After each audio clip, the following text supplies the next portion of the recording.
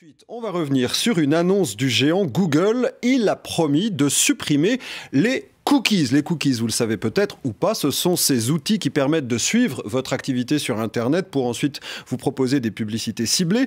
On va essayer de prendre la mesure de cette annonce avec un consultant en marketing digital. Bruno Guyot, bonsoir. Bonsoir. Alors, un cookie, d'abord, expliquez-nous, ça sert à quoi ? Il y a plusieurs types de cookies, mais celui dont il est question ce soir, c'est les cookies tiers. Ce sont des cookies qu'on utilise majoritairement à des fins de reciblage publicitaire.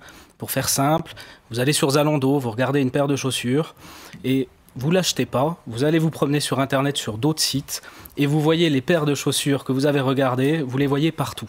Comme par magie. Exactement. Mais ça, c'est pas le seul type de cookie qui existe. Il existe d'autres types de cookies nécessaires au fonctionnement des sites pour, par exemple, mémoriser votre nom et votre identifiant de connexion pour que ça fonctionne le site.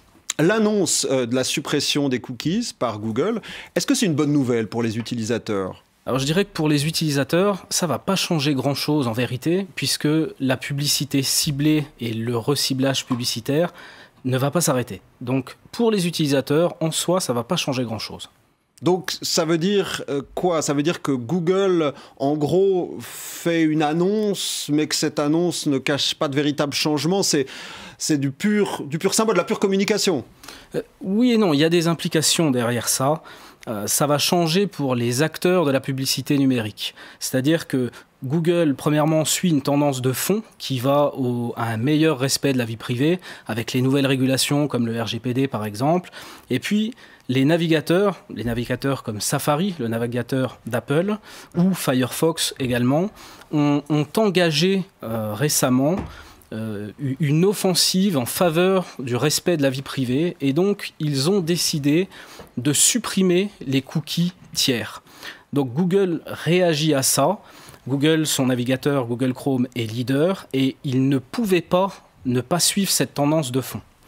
Et puis l'impression qu'on a aussi, c'est que Google, au fond, a développé une telle panoplie d'outils pour nous tracer ou nous traquer qu'il peut se passer des cookies sans que ça change véritablement sa position. C'est exactement ça, finalement. Ils ont tellement de services et tellement d'utilisateurs enregistrés, que ce soit sur Gmail, Android, Google Maps, le moteur de recherche, qui n'ont même plus besoin de ces cookies tiers depuis bien longtemps.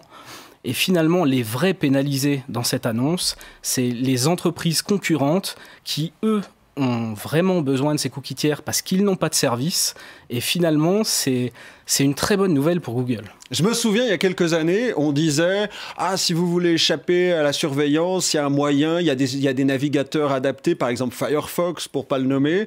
Aujourd'hui, au fond, quoi qu'on fasse et quel que soit le navigateur qu'on choisisse, on sera toujours fiché, on sera toujours tracé.